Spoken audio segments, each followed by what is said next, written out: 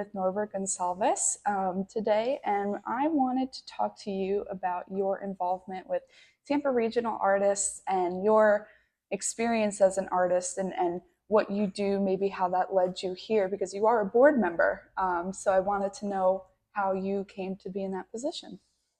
As board member, I was here as a student, Mm-hmm. and I was also, I did the sculpture, and I also started with figure drawing.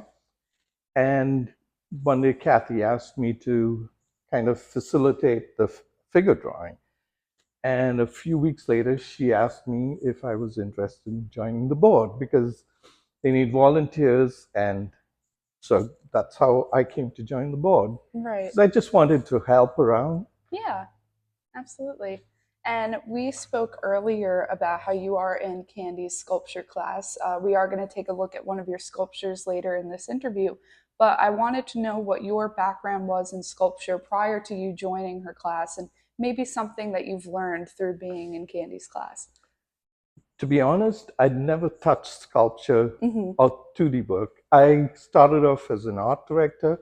I went to art school and I studied uh, in India, and then later in New York City. I took classes at Cool. the League. And when I retired and moved to Tampa, I thought that's what I'd be doing. I'd be painting, I'd be doing watercolors. But then I joined this class, and the opportunity to learn three-dimensional sculpture, it's pretty rare. So Right. to have a person like Candy of that caliber Mm-hmm. teaching you, it was just an opportunity I couldn't pass by. Yeah. So I started the class, and 6 years later, I'm here, my mother-in-law's here, Mm-hmm. and it's been a great experience. That's wonderful. I love to hear it. And so, did you come to the Tampa area about 6 years ago, or was that That's when right. you? That's right. And I thought, I'm moving to Tampa from the New York area. I'm not going to Right. find an Mm-hmm. artistic community here, Yeah, you know. I can And then I'm understand that. so pleasantly surprised to find, there's a huge artist community here Absolutely. of a very high caliber. Hmm. Yeah, in St. Pete as well as in Tampa. So that for me is like so rewarding to find that. Oh, absolutely. And something that I really think we should pride ourselves off of is that community that we've formed here at TRA. Because so often I come into the classes and I see that it's not just students working next to each other on their artwork. There's really a lot of relationships and friendships that I think have been built from being at TRA. Is that your experience Oh, as well? absolutely. It's so true. We look forward to, meeting each other, Yeah. celebrate our birthdays. And it's really something that we look forward to, not just for artistic growth, but also it's a social Of experience. course. Yeah. Yeah, absolutely.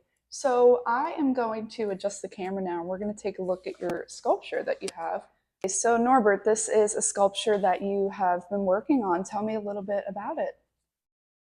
In my work, I tend to look for not just representative work, I do abstract sculptures.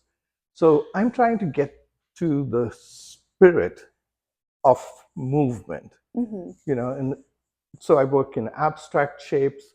I'll start off with rolling out a slab of clay, and then I'll twist it in a very expressive way, and then combine them all in a kind of scaffolding, one working with the other. Right. And this is a kind of simplified version of what I do Hmm. because you could so easily go into complicated, elaborate structures. So Right. I'm paring it down to a more simplified, simpler statement in this Hmm. piece. Yeah. So from the slab of clay that you start with to here, how long is that process usually? Can you take me a little bit through that process? Oh, absolutely. Uh, yes, you start off by rolling out a slab of clay, you cut out the shapes you want, Hmm. and then you twist them, and then you need to let them dry Right. till they're kind of leather hard. That's the Hmm. term we use. And then you attach them into and combine them, build into a sculptural shape that you want, adjusting shapes and looking for the positive and negative aspects of the form. Right. And I mentioned earlier, I love these colors that you've chosen for your sculpture. Was there any sort of inspiration behind that, or was it just one that you thought they looked good together? Because I see there's some very meticulous placement in where you put the colors, where you put the purple, where you put the green. Sure, I wanted very simple colors, but I wanted to cover the spectrum of colors. Right. So in a way where one color didn't dominate Mm-hmm. the other. And Absolutely. as you turn it around, you'll see there's a bit of a contrast in the colors. Yeah, absolutely. There's the yellow will contrast with the purple, and then as you turn it, you'll see the green plays in a different way. Right.